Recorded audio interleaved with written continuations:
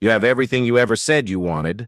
The corner office, the six-figure salary, the impressive title that makes your parents proud when they introduce you at dinner parties. Your LinkedIn profile looks like a success story. Your Instagram feed shows a life others envy. But here's what no one sees. You wake up every morning feeling like you're suffocating in someone else's life. You achieved every goal you set, climbed every mountain you were supposed to climb, and now you're standing at the summit wondering why the view feels so empty. If this is you, Carl Jung would tell you something profound. You didn't fail at life. You succeeded at the wrong life. And today we're going to understand why achieving everything you thought you wanted can leave you feeling more lost than ever before. Carl Jung discovered something that modern success culture desperately wants to ignore. There's a difference between what he called the persona, the mask we wear to fit society's expectations, and the self with a capital S, who we truly are beneath all the conditioning. Jung wrote, "The privilege of a lifetime is to become who you truly are." But here's the tragedy. Most of us spend our entire lives perfecting a persona that has nothing to do with our authentic self. We achieve goals that were never really our goals. We climb ladders leaning against the wrong walls, and when we finally reach the top, we realize we've been living someone else's definition of success while our true self has been slowly dying of neglect. Meet Alexandra. At 31, she's the marketing director at a Fortune 500 company, drives a BMW, owns a beautiful condo downtown. Her college friends look at her with admiration and sometimes envy. You really made it, they say, and by every external measure, she has. But Alexandra hasn't touched a paintbrush in 8 years.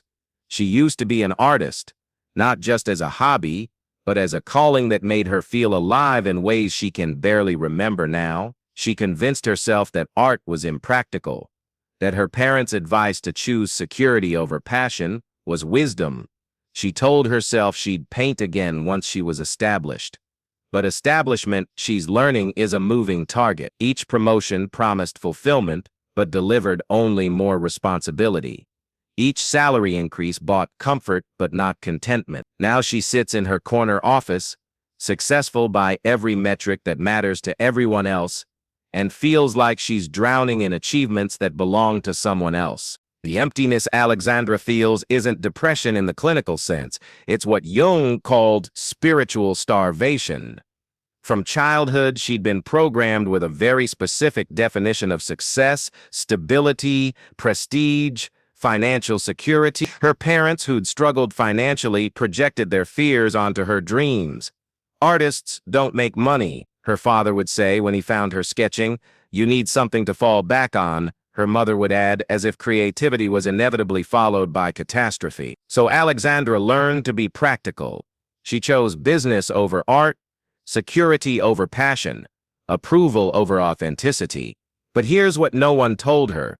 When you abandon your authentic self to build a successful persona, you don't just lose your dreams, you lose your capacity for joy. Because joy doesn't come from achievement, it comes from alignment. And Alexandra has been magnificently aligned with everyone's expectations except her own. Jung understood that most of us live what he called the unlived life. The life we would have chosen if we hadn't been conditioned to want what others want for us. The mechanism is insidious because it happens so gradually. First, you learn to doubt your authentic desires. That's not realistic, you're told. Then, you learn to replace them with appropriate goals. Finally, you achieve those appropriate goals and wonder why success feels like failure. This is what Jung called the provisional life. Always preparing to live, never actually living. Alexandra's emptiness isn't a character flaw. It's her soul's desperate attempt to get her attention. It's her authentic self, buried under years of good decisions that weren't actually good for her, finally screaming loud enough to be heard. The depression, the anxiety, the sense that something is fundamentally wrong, these aren't symptoms of mental illness. They're symptoms of spiritual homelessness. The breaking point came during what should have been Alexandra's greatest triumph, the promotion to VP she'd been working toward for 3 years. As her colleagues applauded and her parents beamed with pride during the celebration dinner, Alexandra felt nothing, Not satisfaction, not excitement, not even relief. Just a profound emptiness that scared her more than any failure ever had. That night, she found herself in her spare bedroom. Looking at the easel she'd shoved into a corner years ago, she touched the dusty surface and suddenly started crying. Not sad tears, but the kind of tears that come when you finally remember who you used to be. For the first time in years, she asked herself a dangerous question. What if everything I've achieved is wrong? This wasn't self-doubt, it was what Jung called the call to individuation, the soul's demand to live authentically, even if it means disappointing everyone who loves your persona. I want you to pause here and ask yourself honestly. What dreams did you abandon to become successful? What parts of yourself did you sacrifice on the altar of achievement? What would you do if money wasn't a factor, if approval wasn't needed, if failure wasn't feared? Share in the comments below, not your accomplishments, but your abandoned dreams.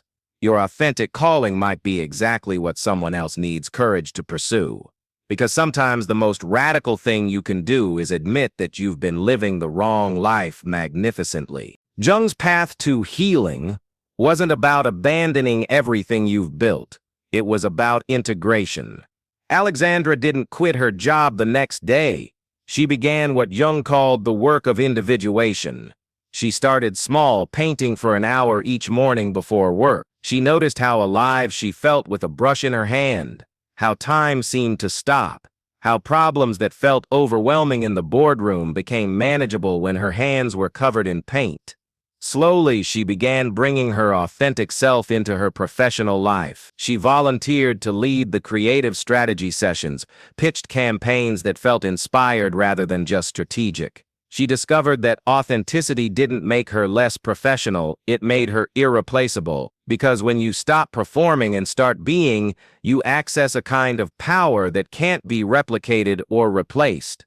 Jung called this living symbolically, allowing your authentic self to express through whatever context you're in, rather than compartmentalizing your soul. A year later, Alexandra's life looks completely different, though externally many things remain the same. She still has her corporate job, but she approaches it as an artist approaches a canvas, with creativity, intuition, and authentic expression. She's launched a side business selling her art, not to get rich, but to honor that part of herself that had been suffocating in the corporate world. Her relationships deepened because she stopped performing and started showing up as herself. Her work improved because creativity and authenticity, it turns out, are incredibly valuable in any field. But most importantly, she stopped feeling empty because she stopped living a provisional life. She discovered what Jung knew. You don't have to choose between success and authenticity. You have to choose between someone else's version of success and your own. Alexandra's story resonates because it's not unique. Jung understood that our culture systematically trains us to abandon our authentic selves in favor of successful personas. We're taught that dreams are naive, that passion is impractical, that security should always trump fulfillment. But Jung discovered something revolutionary. The emptiness, the depression, the sense that something is missing, these aren't character flaws. They're your soul's GPS system, trying to navigate you back to your authentic path. The midlife crisis, the quarter-life crisis, the sense that you're living someone else's life, these are all symptoms of the same disease, spiritual misalignment. And the cure isn't more achievement, it's more authenticity. But let's be honest about what this journey requires. Living authentically in a world that rewards conformity isn't easy. Alexandra still faces moments of doubt, still hears her parents' voices questioning her choices, still feels the pull of pure financial security. The difference is now she recognizes these as voices from her conditioning, not voices of truth. Jung called this ongoing work individuation, the lifelong process of becoming who you really are rather than who you were told to be. It's not about perfection, it's about integration. It's not about having all the answers, it's about asking better questions. And the question isn't, am I successful? The question is, am I alive? So here's what I want you to understand. If you feel empty despite your achievements, if success feels like failure, if you're living someone else's definition of a good life, you're not broken, you're not ungrateful, you're not weak, you're human. And your emptiness isn't a problem to be solved, it's a compass pointing you toward your authentic self. The life you were meant to live is still available to you. It's not too late to honor the dreams you abandoned, to integrate the parts of yourself you sacrificed for approval. You don't have to throw away everything you've built, but you might need to rebuild it on a foundation of authenticity rather than expectation. If you're ready to stop living the provisional life and start living your actual life, write in the comments, "I choose authenticity over approval." Let's create a community of people who are done performing and ready to start being. And if you want to explore more of Jung's wisdom about finding your authentic path, subscribe to this channel, because the world doesn't need another successful person living someone else's life. The world needs you, the real you, living yours.